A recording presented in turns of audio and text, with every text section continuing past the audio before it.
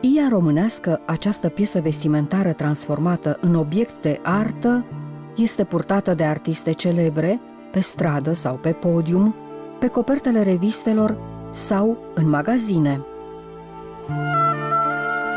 Finețea materialelor folosite, armonia cromatică, precum și croiul pieselor țesute și brodate în casă, au fost apreciate de reginele României, Elisabeta și Maria, dar și de aristocrația feminină a timpului.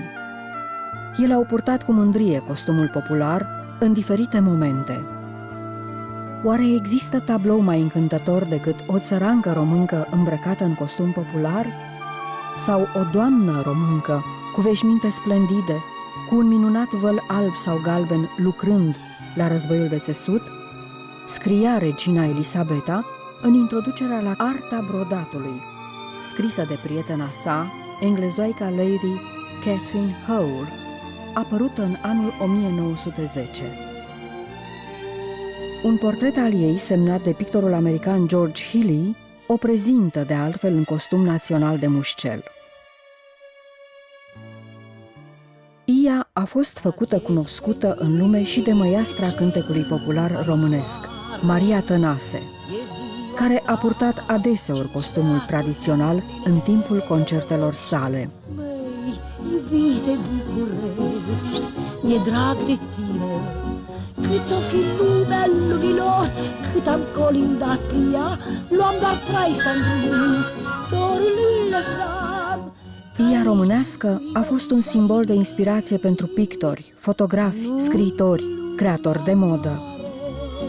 Și când nu sunt cu tine, București, tare mă doare. Un astfel de exemplu este Henri Matisse, care a realizat celebrul tablou La Blues Rumen, dar și alte tablouri având ca principală temă Ia noastră.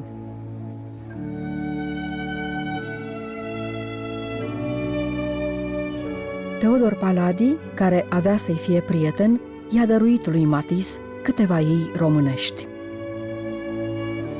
Pictorul Daniel Rosenthal avea să o înfățișeze în tabloul România Revoluționară pe Maria Rossetti, purtând năframă și ie.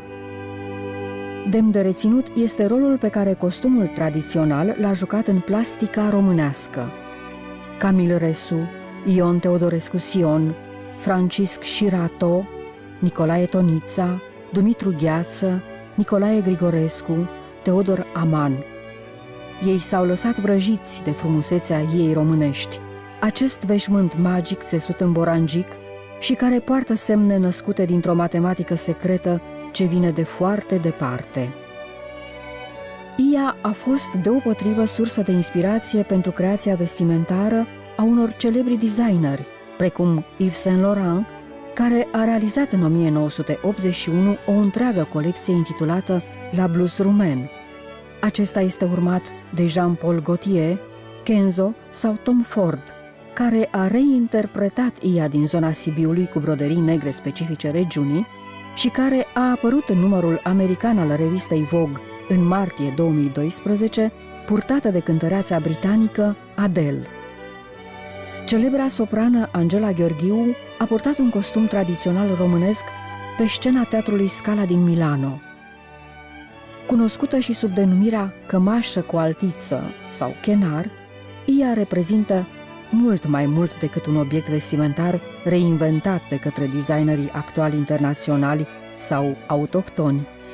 Ea este simbol, poveste și istorie.